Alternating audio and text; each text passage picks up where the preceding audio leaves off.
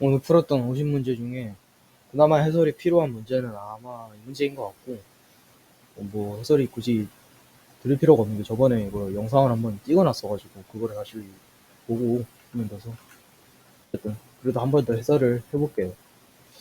어, 2점 A는 뭐 마이너스 4,0, B는 4,0의 다음 조건을 만족시키는 점 C의 개수를 구하라고 하는데 가 나의 조건이 이렇게 있습니다. 점 C는 원 요거를 지나고 이 원 같은 경우는 지금 원의 중심이 이 0,0, 그 다음에 반지름의 길이는 4가 되겠네요. 삼각형 ABC의 넓이를 자연수이다 이렇게 체크를 하고 좀 기하학적으로 접근을 하기 위해서 그림을 그려볼게요. 좌표 평면에다가 표현을 하는 것이 좋겠죠.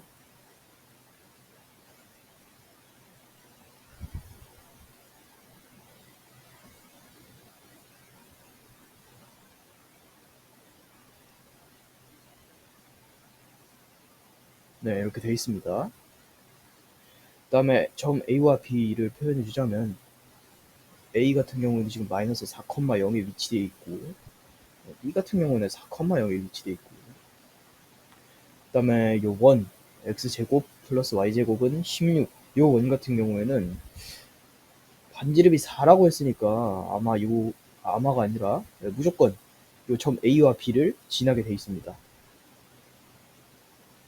뭐 이런 식으로 돼 있는 원인가 봐요. 되게 딱 맞게 잘 그렸네요. 됐죠? 그럼 여기에 점의 좌표는 지금 0,4가 되겠고 여기 같은 경우는 0, 마이너스 4가 되겠죠? 어쨌든 이런 데가 여기 어딘가에 요점 원 어딘가에 A, B는 이렇게 정해져 있고 A, B는 정해져 있고 원 어딘가에 뭐 이렇게 점 C가 하나씩 있다는 건데 이 C의 개수를 구하는 것이 저희의 이 궁극적인 목표잖아요. 삼각형 ABC의 넓이를 자연수라는 걸 활용을 해야 됩니다. 삼각형의 넓이가 자연수라는 거는 몇부터 시작될 수 있냐? 바로 1부터 뭐까지 계속 이제 될 수 있다는 뜻이죠. 그럼 여기서 하나 기억해 둬야 될 거는 이 문제를 이런 유형의 문제를 만났을 때 반드시 써줘야 되는 게 넓이의 최대 최소입니다.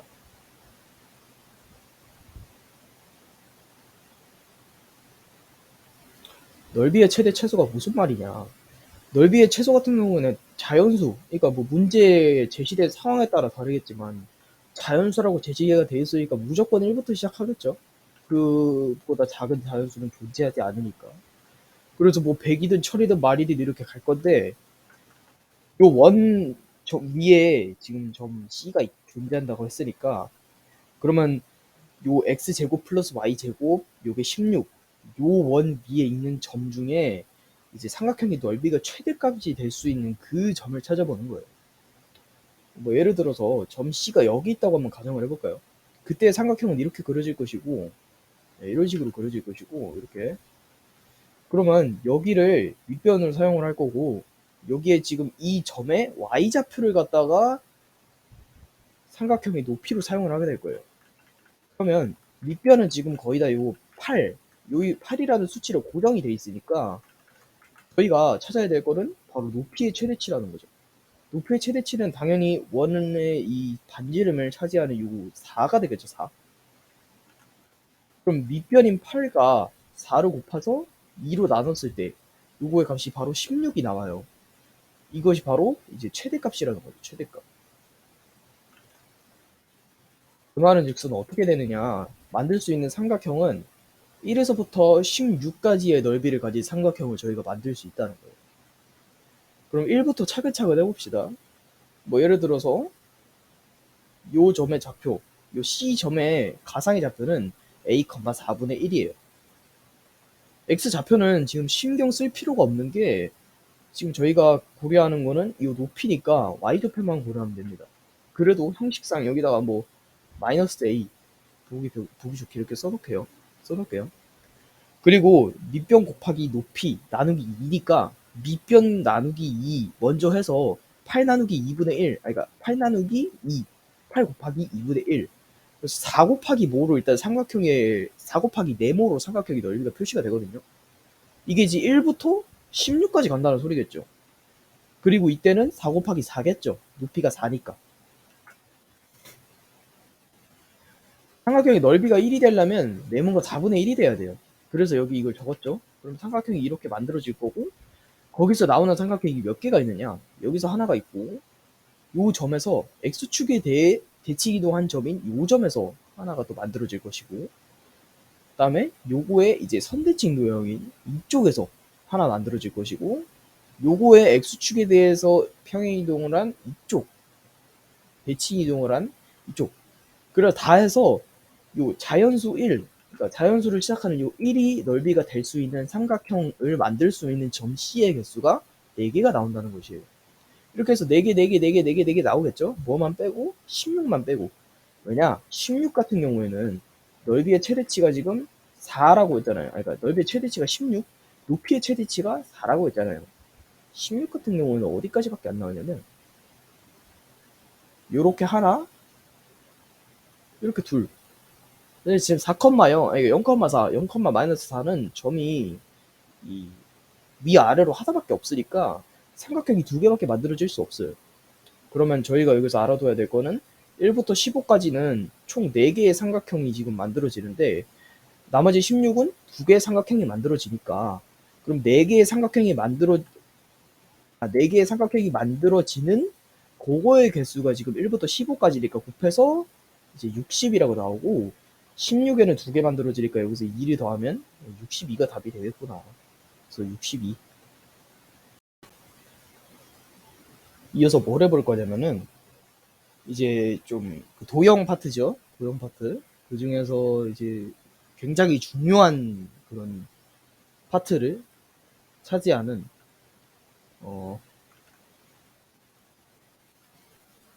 두 도형의 중에 교점을 지나는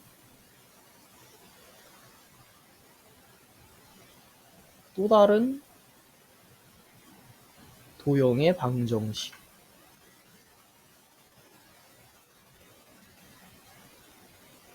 요거를 한번 다시 개념 정리를 해볼 건데, 요거 같은 경우는 한마디로 정리하면 이제 항등식 개념이죠. 항등식 개념. 그러니까 두 도형의 방정식이 뭐 xy, 뭐 xy 이렇게 치면은 요거랑 요거 더해서 k 적고 요게 0이다. 이렇게 해서 항등식꼴로 만들면 끝나는데 이게 어떻게 해서 나오는지 이제 개념 정리를 해볼게요. 우선 전제 조건은 이제 예시를 들 전제 조건은 원 두 개고요. 요거의 교점을 지나는 직선을 구해볼게요. 직선. 요거를 한번 구해볼 거고. 그러면 원 두 개를 지나는 원 두 개의 교점을 지나는 직선.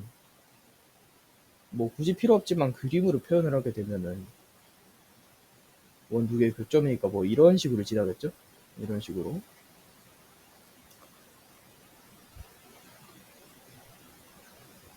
수치상, 그러니까 예시를 수치로 들 필요 없을 것 같고 미지수를 이용해서 x11이 있어요. 네, x11. 요거는 일반형 그래프로 쓰겠습니다.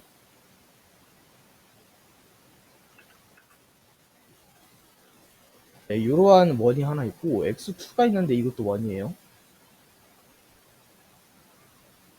플러스 알파 x 플러스 베타 y 플러스 감마라고 하겠습니다. 요거 두 개의 교점을 지나는 직선을 구하라는 거예요. 직선이라고 하면은 1차 함수죠. 1차 함수 같은 경우는 x, y에 대한 1차식입니다. 1차식.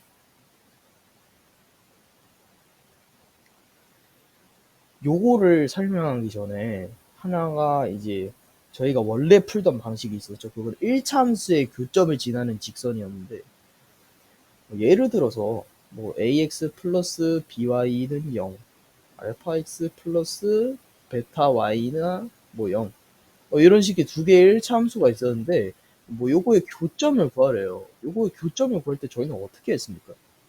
물론 그래프를 그려갖고 이걸 진짜로 확인할 수 있겠지만 얘네 둘이 연립시켰잖아요.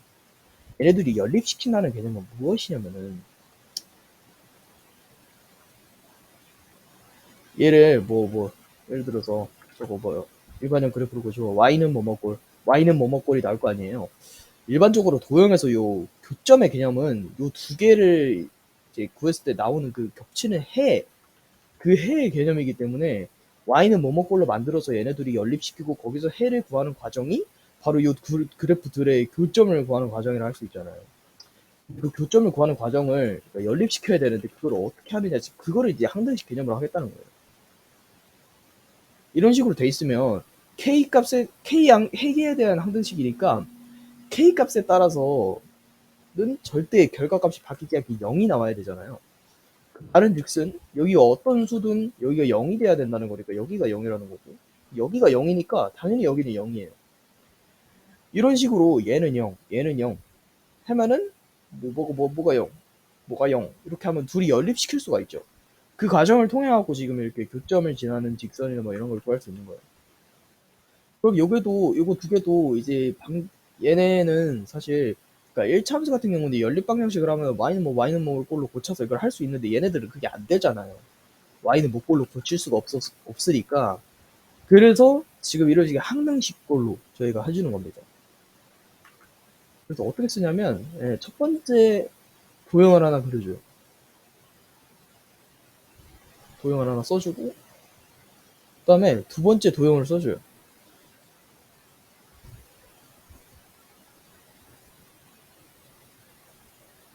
그리고 얘를 더하고 둘 중 아무나 다 k 붙여요. 그리고 이게 0이래. 항등식 개념이죠. k에 대한 항등식. 그래서 여기서 k가 의미하는 건 뭐냐? 이 k가 의미하는 게 일단 이거 자체로 요 두 개의 교점을 지나는 어떠한 방정식이에요. 방정식. 근데 그 방정식의 그 도형의 모양을 정하는 그 주체가 바로 이 k예요. 그래서 k 값에 따라서 k 값이 달라지면은 요거의 도형의 그 종류도 달라질 수 있다는 소리죠.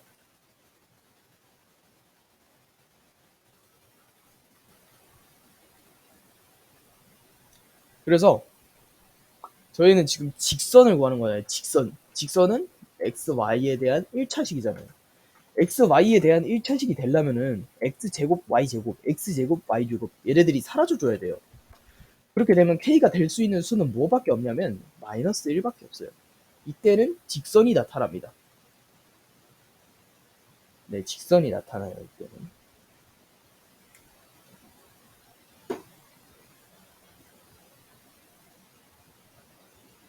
그리고 k가 마이너스 1이 아니면 뭐다? 1이 되겠죠. 왜냐면 뭐 k가 예를 들어서 2라고 하면은 뭐 2 곱하고 2 곱하고 해가지고 뭐 3x제곱 3y제곱 어차피 그 지금 여기 과정에서 배우는 건 x제곱 y제곱 요거밖에 없는데 얘네들 앞에 개수만 같으면 된다고 알고 있거든요. 저는 개수만 같으면 되니까 k가 만약에 마이너스 1이 아니면은 만약에 마이너스 1이면 마이너스 붙고 얘네 다 없어지잖아요. 그러니까 k가 마이너스 1이 아니면 얘는 당연히 1으로 유지가 되겠죠.